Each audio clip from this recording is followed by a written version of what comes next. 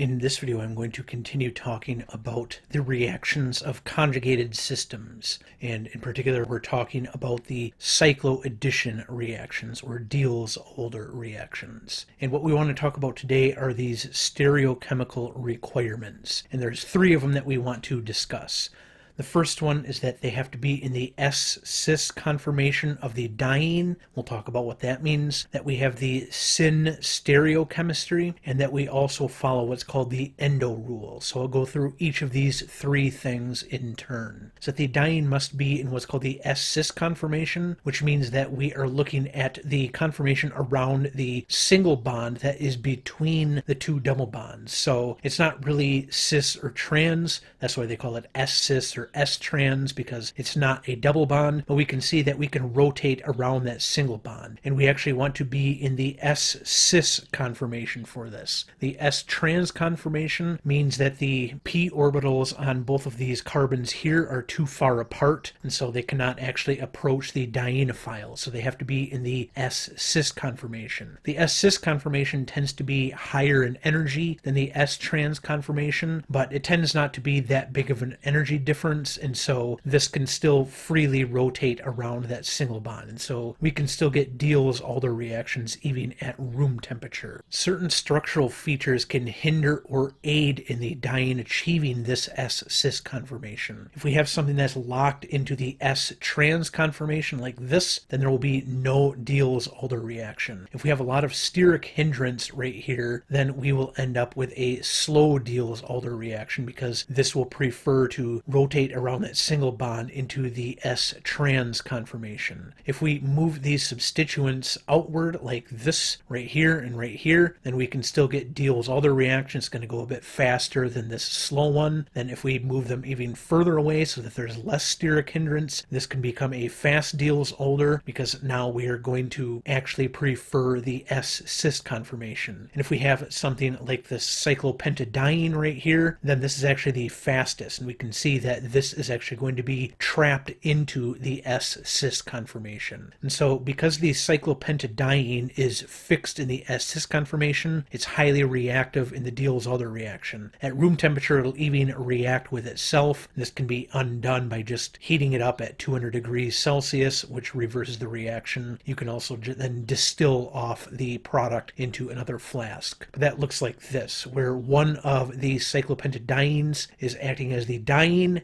the other is acting as the dienophile. They end up having the orbital overlap, and then we will end up with this product right here. This is just the same thing, but looking at it from above. And so we can actually have the diene and dienophile be the same molecule in this case, because the reaction will happen so readily. Our next requirement, that it has to be in syn stereochemistry. So the Diels-Alder is a syn addition with respect to both the diene and the dienophile. This means that the dienophile adds to one face of the diene, and the diene adds to one face of the dienophile. So we can see in the transition state, there is no opportunity for any substituents to change their stereochemical position during the reaction. So the substituents that are on the same side of the diene or dienophile will be cis on the newly formed ring. So remember, it looks like this, where we're going to have this overlap going on right here and right here. And so we have these substituents on our dienophile right here and on our diene, and there is no place when it goes from here to here for any of these substituents to actually change side. And so if we look at this using these Newman projections, it looks like this. One on the left, we are staring at this from this direction,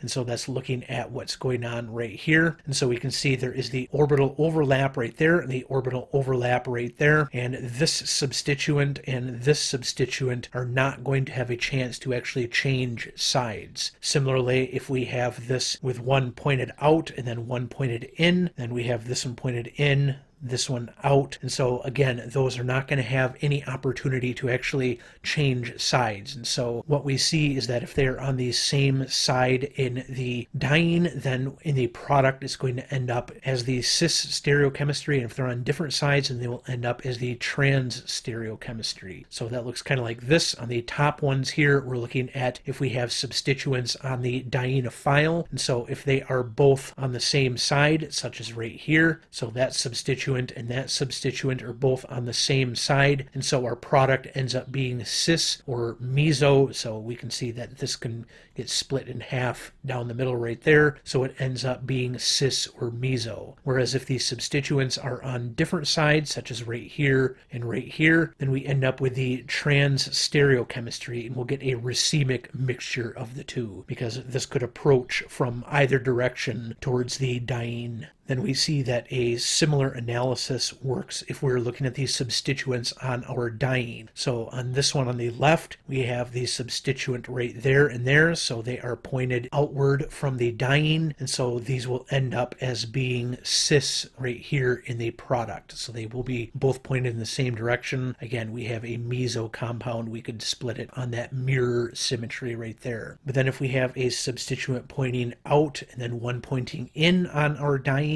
then we will end up with a trans stereochemistry. So one will be pointed down and one will be pointed up, and we will get a racemic mixture of these products here. And finally, the last thing we want to look at is what's called the endo rule. So what this says is that when the dienophile has a pi bond in its electron withdrawing group, so something like a carbonyl or a nitrile, then the p orbitals in that electron withdrawing group will approach one of these central atoms, so C2 or C3 of the diene. This results in the secondary overlap, an overlap of the p orbitals of the electron withdrawing groups with the p orbitals of C2 or C3 in the diene. And the secondary overlap helps stabilize the transition state. So what we mean is that we can end up with two possible products here. One of them is called the exo and one of them is called the endo product, where we can see in the exo product this is pointing equatorially, in the endo product this is pointed axially. And so we can see how this works if we look at the transition states for both. So this is the exo. We have our electron withdrawing group pointed out away from the diene, and so we have no overlap beneath the diene right here, and so we end up with this pointed outward like that. Where with the endo, it's the opposite. We have this pointed inward towards the diene, and so the double bond on this electron withdrawing group has its own p orbitals that will interact with the p orbitals on our diene right here, and so that will help stabilize that transition state,